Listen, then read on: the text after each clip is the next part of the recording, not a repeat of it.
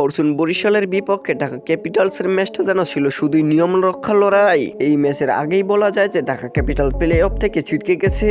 তাই তো এই ম্যাচটা অনেকটাই চাপমুক্ত হয়ে খেলবে দর্শকদের মাঝে ছিল এটাই প্রত্যাশা।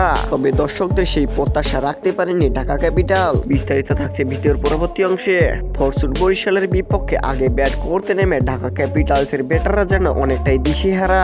ফরচুন বরিশালের বোলারদের সামনে যেন ঢাকা ক্যাপিটালসের ব্যাটাররা যেন আসা যাওয়ার মিছিল করছিল।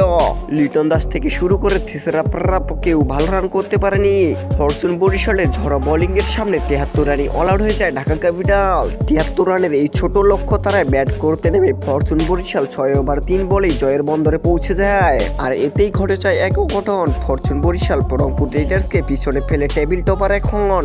আর এমন হার দেখে সাকিব খান যেন কেঁদেই ফেললেন। দেখাইলো ফরচুন বরিশালের জয়ে পয়েন্ট টেবিল হয়ে গেল উলট পালট। আর এতেই যেন সর্বনাশ হলো রংপুর রাইডার্সের।